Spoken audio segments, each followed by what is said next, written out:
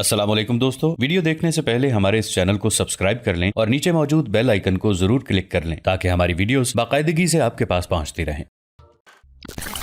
یہ کام سر انجام دینے کے بعد وہ دونوں مسلمان سالار جن کے نام شیخ خان اور اغول خان تھے 10 جرد شہر چلے گئے اور ایک سالار اختیار الدین کو اپنا سربراہ نامزد کر کے ارادہ کیا کہ مرو شہر شرف الدین سے چھین لیں۔ شرف الدین بھی غافل نہیں تھا، اس نے بھی ترکمانوں کی اس سازش کو ناکام بنانے کے لیے مناسب بندوبست کر رکھا تھا۔ جب منگولوں نے محسوس کیا کہ وہ شرف الدین کا مقابلہ نہیں کر سکیں گے تو وہاں سے کوچ کر گئے، دور کے علاقے میں ڈیرے لگا لیے، ارد گرد گاؤں اور بستیوں کو لوٹنا شروع کر دیا۔ اسی اثنا میں یہ خبر موصول ہوئی کہ چنگیز خان کا چھوٹا بیٹا تولی اپنا لشکر لے کر مرو شہر پر حملہ آور ہونے کے ارادے سے آ رہا ہے۔ یہ افواہ نہیں تھی، حقیقت تھی، اس لیے کہ چند دن بعد چنگیز خان کا بیٹا تولی وہاں پہنچا اور شہر سے باہر اس نے اپنے لشکر کے ساتھ پڑاؤ کر لیا اور 400 سپاہیوں کو اس غرض کے لیے روانہ کیا کہ وہ شہر کے ارد گرد گھوم کر دشمن کے دفاعی مورچوں کا معائنہ کریں۔ انہوں نے اس جگہ آ پڑاؤ کیا جہاں ترکمان اترے ہوئے تھے، لیکن اس طرح منگولوں کو ترکمانوں کا پتہ لگ گیا۔ جب ترکمانوں نے اپنے بعد دیگر عسکری دستے مرو پر شبخون مارنے کی غرض سے روانہ کرنے شروع کر دیے تو منگول طاق میں تھے کہ جو دستہ زد میں آتا اس کا صفایا کرتے تھے۔ صبح تک یہ سلسلہ جاری رہا اور ترکمانوں کو قطعاً معلوم نہ ہو سکا کہ ان پر کیا ابتلا پڑ رہی ہے۔ صبح ہوئی تو منگولوں نے اس مقام پر حلہ بول دیا جہاں ترکمان قبائل ماں بال بچوں کے اترے ہوئے تھے۔ چنانچہ 70,000 آدمی بے خبری کے عالم میں منگولوں کے ہاتھوں مارے گئے۔ مورخین مزید لکھتے ہیں کہ اس وحشتناک خون ریزی میں مجموعی طور پر 82,000 آدمی قتل ہوئے تھے۔ یہ واقعہ 617 ہجری بمطابق 1221 عیسوی میں پیش آیا۔ اس کے بعد تولی نے شہر کے سامنے خندق کھود کر گھات لگا لی۔ خراسان کا حاکم شرف الدین مقابلے کے لیے پورے طور پر آمادہ تھا، چنانچہ اس نے 2000 لشکریوں کا انتخاب کیا تاکہ دشمن پر ٹوٹ پڑے۔ اس لشکر کی کمانداری خود شرف الدین کر رہا تھا۔ جب مسلمان لشکری شہر سے باہر نکلے تو منگولوں کی کثیر تعداد کو دیکھ کر ایسے گھبرائے کہ بھاگ کر واپس شہر میں داخل ہو گئے اور دروازے بند کر لیے۔ شرف الدین نے جب یہ صورتحال دیکھی تو خود بھی حوصلہ ہار بیٹھا اور شیخ جمال الدین جو مرو شہر کے فضلاء میں سے تھا ان سے درخواست کی کہ وہ تولی کی خدمت میں حاضر ہو کر مصالحت کے لیے گفتگو کریں۔ چنانچہ شرف الدین کے کہنے پر شیخ جمال الدین تولی کی خدمت میں حاضر ہوئے تو وہ بڑے احترام سے پیش آیا، درخواست منظور کر لی۔ دوسرے دن پھر شیخ کی طلبی ہوئی۔ تولی نے کہا، آپ شہر کے ان امراء کی فہرست پیش کریں جو پرانی حکومت کو ٹیکس ادا کرتے تھے۔ شیخ واپس آئے اور شرف الدین کے مشورے سے 200 آدمیوں کے ناموں کی ایک فہرست تیار کر کے تولی کو روانہ کر دی۔ اس نے انہیں بلا کر حکم دیا کہ جو کچھ ان کے پاس ہے وہ سب اس کے آدمیوں کے حوالے کر دیں۔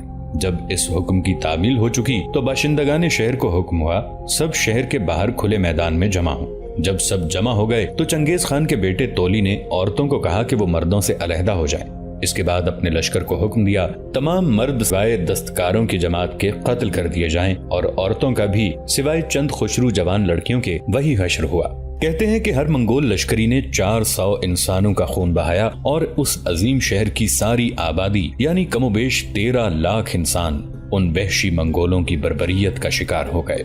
جب یہ ہولناک کارنامہ انجام پا چکا تو تولی نے حکم دیا کہ شہر کی تمام عمارتیں گرا دی جائیں۔ حکم کی دیر تھی کہ وحشی منگولوں کا ایک ہجوم ہتھوڑے اور کدالیں لے کر پل پڑا اور چند ہفتوں میں دارالسلطنت کے محلات، مکانات اور جھونپڑیاں سب کے سب پیوندے زمین کر دیے گئے۔ اس کے بعد بلخ کے امراء میں سے ایک شخص ضیاء الدین علی کو ان کھنڈرات کا حاکم مقرر کر کے چنگیز خان کے نامور سالار برماس کو وہاں کا داروغہ مقرر کر دیا اور خود تولی خان لشکر لے کر نیشاپور کی طرف روانہ ہوا۔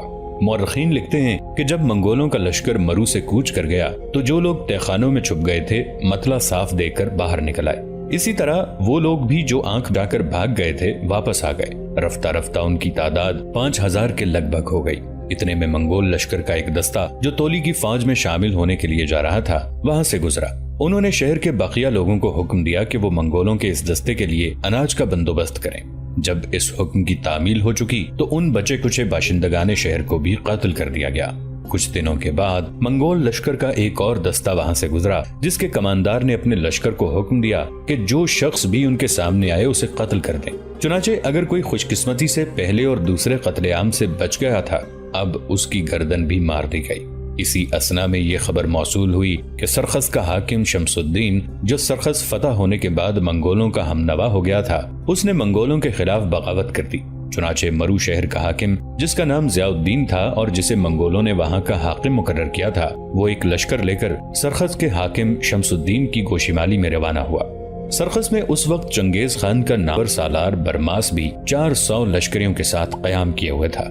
जब उसे खबर हुई कि सरखस का हाकिम शमसुद्दीन और मरु का हाकिम ज़ियाउद्दीन आपस में टकराने लगे हैं, तो बरमास 400 मंगोलों को लेकर सरखस से निकला और बुखारा की तरफ चला गया। इसलिए कि बरमास को ये खबर पहुंच चुकी थी कि सुल्तान अलाउद्दीन ख्वारज़म शाह का बेटा जलालुद्दीन एक लश्कर के साथ उन इलाकों का रुख किए हुए है। लिहाजा बरमास जलालुद्दीन की आमद के डर से भाग गया है। इसी खुशी में मंगोलों को चिढ़ाने के लिए ढोल पीटना शुरू कर दिए गए। बरमास को तैश आ गया, वापस शहर में आकर हुक्म दिया कि जो हाथ लगे गर्दन उड़ा दो। चुनाचे जो लोग पहले 3 हादिसों में किसी वजह से बच गए थे, वो भी कत्ल कर दिए गए। खुरासान के मुतालिक मुअर्रिखीन मजीद लिखते हैं कि मरु के हाकिम ज़ियाउद्दीन ने सरखस की बगावत को फरू करने के बाद मरु वापस आकर हुक्म दिया कि फसील और किले की मरम्मत कर दी जाए। ये हाल देखकर पनाह गुज़ीन इधर उधर से जमा होने लग गए।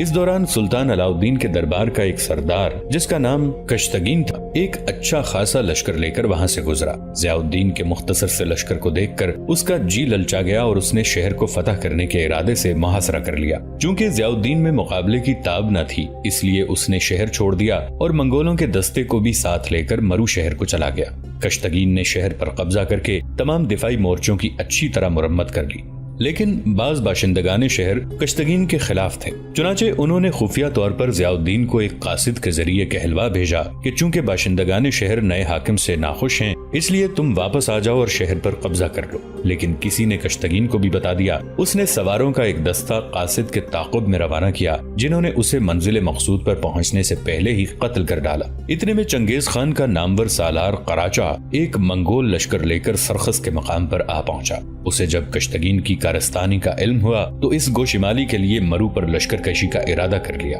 कश्तगीन के कान भी उधर लगे हुए थे। जब उसे खबर मिली तो मरु को छोड़कर संगपुष्ट को चल दिया। कराचा को भी पल पल की इत्तला मिल रही थी, फौरन ही उसके ताक़ुब में रवाना हो गया। चुनाचे मुताद्दिद झड़पों में उसने कश्तगीन के लश्करियों की काफी तादाद का काम तमाम कर दिया। इसके बाद खुरासान की इस अंदोहनाक हालत में मजीद खराबियां पैदा होनी शुरू हुई। मुअर्रिखीन लिखते हैं कि अभी बमुश्किल 4-5 दिन ही गुजर पाए थे कि 2000 मंगोलों का एक और लश्कर जो कहीं कुमक के तौर पर जा रहा था, मरु से गुजरा। उनमें से 1000 लश्करी तो मंजिल मकसूद को रवाना हो गए, बाकी मांदा 1000 ने शहर का मुहासरा कर लिया। इसी असना में मंगोलों के डर से भाग कर आने वालों की काफी तादाद शहर में पनाह लेने के लिए जमा हो चुकी थी। मंगोलों ने देखा उनके 1000 लश्करी अहले शहर के मुकाबले में कामयाब नहीं हो सकेंगे, इसलिए उन्होंने 2 और मंगोल सालारों को, जिनके नाम मुअर्रिखीन तरबाई और क्यार बताते हैं और जो कुर्ब जवार में पड़ाव किए हुए थे, मदद के लिए बुलाया। कहते हैं 5 दिन के बाद तरबाई और क्यार 5000 लश्करी लेकर कुमक को पहुंच गए। अहले शहर की कुव्वत दाफियत जल्द ही जवाब दे गई और शहर फतह हो गया। मंगोल सरदारों ने कत्ले आम का हुक्म दे दिया। चुनाचे कमोबेश 1 लाख बेगुनाह इस बर्बरियत की जद में आ गए। चूंकि हस्बे साबिक अब भी बहुत से लोग इधर उधर खंडरों और तहखानों में रूपोश थे, इसलिए मंगोलों ने शहर को कई हिस्सों में बांटकर मुख्तलिफ दस्तों के सपुर्द कर दिया, ताकि खंडरात के कोनों खुदरों और पनागाहों के अंदर और बाहर तलाश किया जाए, ताकि कोई आदमी बचने न पाए। मुअर्रिखीन लिखते हैं कि 40 दिन तक ये तलाश जारी रही और पनाहगाहों और तहखानों से घसीट घसीट कर लोगों को निकाला गया और निहायत बेरहमी से कत्ल किया गया। इस दौरान एक मौका ऐसा भी आया कि मुसलमानों से मस्जिदों में आज़ानें दिलवाई गईं, जिससे तहखानों में छुपे लोगों ने समझा कि मंगोलों की आफत सर से टल गई है। वो इस धोखे में बाहर निकले और पकड़े गए। चुनाचे ये सारी कार्रवाइयां करने के बाद मंगोल मरु शहर से रवाना हुए तो इस अजीम शहर की आबादी सिर्फ 4 आदमियों पर मुश्तमिल थी, और ये 4 आदमी भी हिंदुस्तान के हिंदू थे जो तिजारत की गरज से वहां मुकीम थे। मंगोलों के चले जाने के बाद जंगलों और पहाड़ों में छुपे हुए लोगों को जब इत्मीनान हो गया कि मतला साफ हो गया है, तो आहिस्ता आहिस्ता फिर से यहाँ आके आबाद होने लगे। इस दौरान अरसलान नामी एक सालार ने जुर्रत करके असर नौ हुकूमत की दागबेल डाली और नज्म नस्क की दुरुस्तगी में मसरूफ हो गया। चुनाचे निसा शहर के एक तुर्कमानदार को जब इसका इल्म हुआ तो उसने मरु पर चढ़ाई करके अरसलान को भगा दिया और खुद हाकिम बन बैठा। उसने तकरीबन 10,000 आदमी अपनी कमान में जमा कर लिए और हाथ पांव मारने शुरू कर दिए। 6 महीने के अरसे में उसका हल्का असर तालिकान तक फैल गया।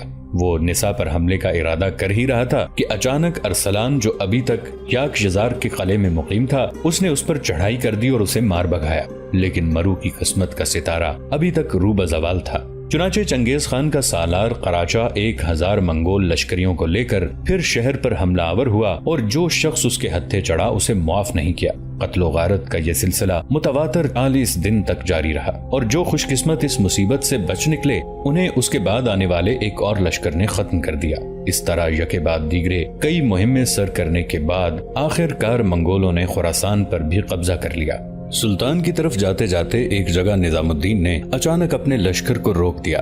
इस मौके पर आरिज़ जोज़नी ने देखा कि एक तरफ से 3 घुड़सवार अपने घोड़ों को सरपट दौड़ाते हुए आ रहे थे। वो मुखबिर और हरकारे थे जो सुल्तान की तरफ से मुकर्रर थे और मुख्तलिफ इलाकों की खबरें निजामुद्दीन और आरिज़ जोज़नी तक पहुंचाते थे। जब वो तीनों सवार करीब आए तब लम्हा भर के लिए बड़े गौर से निजामुद्दीन ने उनकी तरफ देखा, फिर उन्हें मुखातिब करके कहने लगा, मेरे अजीज भाइयों, क्या कोई अहम नौयत की खबर लेकर आए हो? इस पर आने वालों में से एक निजामुद्दीन को मुखातिब करके कहने लगा, अमीर, हम वाकई अहम खबरें लेकर आए हैं। पहली खबर यह है कि आपको पकड़ने और गिरफ्तार करने के लिए एक लश्कर देकर चंगेज खान ने अपने 2 सालारों जायसी और पेलगोश को मुकर्रर किया था, लेकिन अब चंगेज खान ने तब्दीली की है और जायसी के साथ उसने अपने एक दूसरे सालार को मुकर्रर किया है जिसका नाम अल्क है। अब जायसी और अल्क एक लश्कर लेकर आपकी तलाश और आपको गिरफ्तार करने के लिए निकलेंगे। बरगा खान और आपके हाथों मारे जाने वाले मंगोल सालार अरबोश की चचाजाद बहन ओलून भी उस लश्कर में शामिल होगी। पेलगोश को चंगेज खान ने एक नई मुहिम सौंपी है, वो ये कि हमारे शहर निसा पर हमलावर होगा। उसके जिम्मे ये काम लगाया गया है कि पहले वो निसा पर हमलावर हो, शहर को नीस्तो नाबूद करने के बाद निशापुर पर हमलावर हो जाए। ये खबरें भी मिली हैं कि पेलगोश जब निसा शहर फतह कर लेगा तो निशापुर की तरफ बढ़ेगा और उसकी मदद के लिए चंगेज खान अपने दामाद कंजार को एक लश्कर देकर पेलगोश की तरफ रवाना करेगा ताकि निशापुर शहर को फतह करने में आसानी हो। यहाँ तक कहने के बाद वो मुखबिर जब खामोश हुआ तब निजामुद्दीन आरिफ़ जोज़नी को मुखातिब करके कहने लगा, आरिफ़ जोज़नी, मेरे भाई, अपने लश्कर से चंद दस्ते लो और ये रसद का सारा सामान लेकर सुल्तान की तरफ चले जाओ। अब मैं सुल्तान की तरफ नहीं जाऊंगा, इसलिए कि सुल्तान फिर मुझे किसी शहर की मुहिम की तरफ रवाना कर देगा ताकि मैं चंगेज खान की पेशकदमी में सुस्ती पैदा करूं और इसका कोई फायदा नहीं होगा। मेरे अजीज भाई, मैं चंगेज खान को 2 ऐसे चरके लगाने का आज़म कर चुका हूं कि वो चीख चिल्ला उठेगा। खुदावंद कुद्दूस जिंदगी एक बार देता है और इस जिंदगी में कुछ करके जाना चाहिए, इसलिए मैंने एक अज़्म कर लिया है और हर सूरत में उस पर अमल करूंगा। यहाँ तक कहने के बाद दम लेने के लिए जब निजामुद्दीन रुका तब आरिज़ जोज़नी कहने लगा, अमीर, ऐसा नहीं हो सकता, अब मेरे साथ सुल्तान के पास चलें। निजामुद्दीन कहने लगा, मेरे भाई, क्या मैं सुल्तान के पास इसलिए जाऊं कि वो किसी और शहर की तरफ भेजे और मैं वहां जाके मुसलमानों की लाशें गिरती देखकर कुड़ता रहूं, दुख और अफसोस का इजहार करता रहूं? इससे पहले जो मुसीबत हम ख्वारज़म, समरकंद और बुखारा में उठा चुके हैं, इन 3 हादिसों ने मेरी कमर तोड़कर रख दी है और मेरी रातों की नींद हराम हो गई है। जहाँ तक हमारे सुल्तान का ताल्लुक है तो वो अपने आबाओ अजदाद के फैसलों की इबारतें, अपने मुनसिफों की रिवायतों को कतन फरामोश कर चुका है। ना उसके पास रियाजत नीम शबी, न दिन की सुलगती आतिश रही है। वो जगह जगह 2 लाख के लश्कर को लिए सर छुपा फिरता है, जबकि हमारे शहरों, कस्बों और वतन के शजर शजर का बदन जख्म जख्म, कली कली का तन लहू लहू है, बदन की आंख नम है, सिस्कियां लेती फाख्ता किसी से अमन व तहफ़्फ़ुज़ की उम्मीदवार है। कई माओं की हुक सीनों में दब गई होगी जिनके जवान बेटे मैदान जंग में काम आ चुके हैं। शहरों से बाहर मुसलमानों के कफन की धज्जियां उड़ाई गईं। ये हमारे इस चमन की बिखरी दास्तानें हैं जिस पे हम फख्र किया करते थे। हमारे लोगों के चेहरों की खुश रंग तहरीरें मंगोलों के हाथों उड़ चुकी हैं और हमारे सुल्तान का ये हाल है कि उसकी बूढ़ी सोचें जवान जज्बों को खत्म कर रही हैं। मंगोल चारों तरफ हकीर लफ्जों की खारदार फसीलें नस्ब कर रहे हैं और सुल्तान के जहन पर जूं तक नहीं रेंगती। कई बार उसकी मिन्नत कर चुका हूँ कि लश्कर हमारे हवाले कर दे, हम जाने और चंगेज खान, अगर हम उसे मार मार कर सहराए गोभी तक उसका ताक़ब न करें तो सुल्तान मेरी गर्दन काट दे, लेकिन सुल्तान मानता ही नहीं। निजामुद्दीन जब खामोश हुआ तब आरिज़ जोज़नी कहने लगा, निजामुद्दीन, आपके साथ मेरे कई रिश्ते हैं। पहला रिश्ता यह है कि आप मेरे अमीर हैं, आपका इत्तिबा मेरा फर्ज है, आप मेरे सालार हैं, आपकी कमानदारी में मैं अपनी जान और अपना तन मन कुर्बान कर सकता हूँ। आप मेरे भाई हैं, भाई को मैं अकेला नहीं छोड़ सकता। आप मेरे दोस्त हैं, दोस्त के साथ दोस्ती निभाना मेरा फर्ज है। इस वास्ते अगर आप सुल्तान के पास नहीं जाना चाहते तो चंद छोटे सालारों को कुछ दस्ते देकर ये सारा सामान सुल्तान की तरफ भिजवा देते हैं और जिस मुहिम पर आप निकलना चाहते हैं आरिज़ जोज़नी छाती तान कर आपका साथ देगा।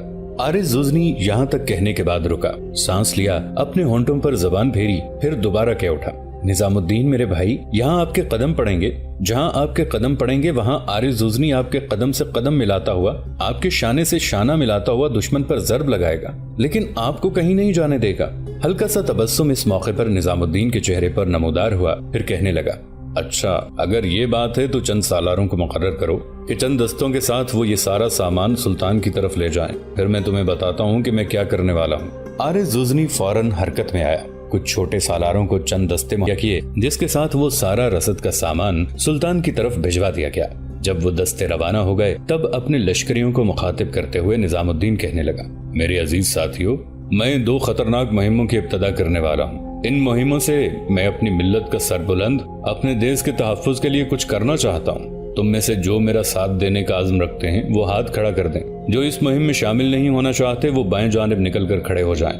نظام الدین کے ان الفاظ کے جواب میں سب نے اپنے ہاتھ بلند کر دیے اور کوئی بھی بائیں جانب نکل کر کھڑا نہ ہوا۔ یہ صورتحال دیکھتے ہوئے نظام الدین خوش ہو گیا تھا۔ پھر وہ اپنے پہلو میں کھڑے عارض زوزنی کو مخاطب کر کے کہنے لگا، عارض زوزنی، جو کچھ میں کہنے والا ہوں غور سے سننا۔ جیسا کہ مخبروں نے بتایا ہے کہ چنگیز خان ایک لشکر اپنے سالار پیل گوش کو دے کر نسا کی طرف بھیجے گا، لہٰذا ہم یہاں سے اپنے شہر نسا کا رخ کریں گے، گھات میں رہیں گے۔ جو ہی منگولوں کا سردار پیل گوش نسا پر حملہ آور ہوگا ہم اس پر ضرب لگائیں گے اور اسے اس قابل نہیں چھوڑیں گے وہ بچ سکے۔ اس کے بعد ہم پیچھے ہٹ جائیں گے، نسا شہر میں داخل نہیں ہوں گے۔ نسا شہر میں داخل ہونے کا کوئی فائدہ نہیں ہے، اس لیے اگر ہم شہر میں داخل ہو گئے تو منگولوں کا کوئی اور بڑا لشکر آئے گا اور شہر کا محاصرہ کر لے گا۔ اس طرح وہ شہر پر قبضہ کر لیں گے، اس لیے کہ ہمارے پاس اتنا بڑا لشکر نہیں ہے کہ ہم منگولوں کے سامنے شہر کا دفاع کر سکیں۔ نسا میں پیل گوش سے نمٹنے کے بعد ہم پھر اپنی گھات میں چلے جائیں گے اور اپنے مخبروں کو ادھر ادھر پھیلا دیں گے۔ جب ہمیں وہ خبر دیں کہ نشاپور میں چنگیز خان کا داماد قنجار پہنچ گیا ہے تو میں قنجار کے خلاف بھی کارروائی کروں گا، اور ان 2 مہموں میں خداوند قدوس کو منظور ہوا تو میں پیل گوش کا بھی سر کاٹ دوں گا اور چنگیز خان کے داماد قنجار کی بھی گردن کاٹوں گا۔ اپنے سالار پیل گوش اور داماد قنجار کے مرنے کے بعد چنگیز خان کو جو دکھ اور صدمہ ہوگا وہ بھی قابل دید ہوگا۔ یہاں تک کہنے کے بعد نظام الدین رکا، پھر عارض زوزنی کی طرف دیکھتے ہوئے کہنے لگا، میرے بھائی اب بول، تیرا کیا خیال ہے؟ ہلکا سا تبسم اس موقع پر عارض زوزنی کے چہرے پر نمودار ہوا، پھر نظام الدین کو مخاطب کے کہنے لگا، میرا کیا خیال ہونا ہے میرے عزیز بھائی؟ جو خیال نظام الدین کا ہے وہی خیال عارض زوزنی کا ہے۔ عارض زوزنی کے یہ الفاظ سن کر نظام الدین خوش ہو گیا تھا۔ ایک دن اور ایک رات وہیں انہوں نے لشکر کو سستانے کا موقع فراہم کیا۔ اس کے بعد وہاں سے انہوں نے کوچ کیا۔ نسا شہر کے نواح میں نظام الدین اور عارض زوزنی اپنے لشکر کے ساتھ گھات میں چلے گئے تھے۔ چنگیز خان کے حکم پر چنگیز خان کا نامور سالار پیل گوش ایک بہت بڑے اور جرار لشکر کے ساتھ نسا شہر کو فتح کرنے کے لیے روانہ ہوا تھا۔ بڑی تیزی اور برق رفتاری کے ساتھ اس نے سفر کرتے ہوئے نسا شہر کے نواح میں اپنے لشکر کے ساتھ پڑاؤ کیا تھا۔ نسا شہر کے متعلق مورخین لکھتے ہیں کہ نسا شہر مقابلتاً محفوظ مقام شمار کیا جاتا تھا۔ یہاں کے باشندوں نے ایک بار سلطان علاء الدین خوارزم شاہ کے باپ تکش کے زمانے میں بغاوت کر دی تھی، اور چونکہ شہر کی فصیل بہت مضبوط تھی اس لیے سلطان کو اثر نو شہر کو فتح کرنے میں بڑی مشکل پیش آئی تھی۔ چنانچہ جب شہر فتح ہو گیا تو فصیل پر سب مورچے گرا دیے گئے۔ اس کے بعد سلطان علاء الدین کے زمانے میں جب اہل شہر نے پھر گڑبڑ کرنا چاہی تو سلطان کے حکم سے فصیل شہر بھی گرا دی گئی تھی۔ بعد میں جب منگولوں کی بے پناہ یلغاریں شروع ہوئیں تو سلطان نے اہل شہر کو فصیل اور مورچوں کی مرمت کی اجازت دے دی۔ چونکہ منگولوں کی لشکر کشی کا خطرہ ہر آن بڑھتا جا رہا تھا اس لیے نہایت سرعت سے تمام دفاعی انتظامات مکمل کر دیے گئے۔ چنگیز خان کا نامور سالار پیل گوش جب اپنے لشکر کے ساتھ نسا شہر کے باہر آ کے پڑاؤ کر گیا تب اس کی خبر نظام الدین کے مخبر بھی اسے کر چکے تھے۔ پیل گوش رات کے وقت نسا شہر کے نواح میں پہنچا تھا۔ شہر کے لوگوں کو بھی خبر ہو چکی تھی، لہٰذا وہ چوکنے ہو چکے تھے، تاہم انہیں یہ خبر نہ تھی کہ ان کا بڑا سالار نظام الدین اور اس کا ساتھی عارض زوزنی ایک لشکر کے ساتھ منگولوں سے 2-2 ہاتھ کرنے کے لیے گھات میں پہنچ چکے ہیں۔ چنانچہ اسی رات جب نظام الدین کو پیل گوش کے آنے کی خبر ملی تب اس نے عارض زوزنی اور دوسرے چھوٹے سالاروں کو اپنے پاس بلا لیا۔ پھر عارض زوزنی کو مخاطب کر کے کہنے لگا، عارض زوزنی میرے بھائی، چنگیز خان کا سالار اپنے بہت بڑے لشکر کے ساتھ نسا شہر کے نواح میں پڑاؤ کر چکا ہے۔ ہمارے پاس وقت بہت کم ہے، ہم نے اسے زیادہ ڈھیل نہیں دینی۔ آنے والی صبح کو ہم اس سے ٹکرائیں گے اور میں چاہتا ہوں کہ اس سے ٹکراؤ کو دوپہر سے پہلے ختم کر کے کوشش کریں کہ ہم پیل گوش کے لشکر کا خاتمہ کر دیں۔ عارض زوزنی میرے بھائی، ہم لشکر کو 2 حصوں میں تقسیم کرتے ہیں۔ ایک حصہ تم لے کر ذرا بائیں جانب سے کعبہ کاٹتے ہوئے پیل گوش کے شمال کی طرف سے نمودار ہونا، دوستو آج کے لیے اتنا ہی. اسی کہانی کی اگلی قسط کے ساتھ بہت جلد حاضر ہوں گے. نیچے کامنٹ سیکشن میں اپنی رائے کا اظہار ضرور کیجیے گا. ہمارے اس چینل کو سبسکرائب کر کے نیچے موجود بیل آئیکن کو بھی ضرور کلک کیجیے گا. اگلی ملاقات تک کے لیے ہمارا اور آپ کا اللہ نگہبان.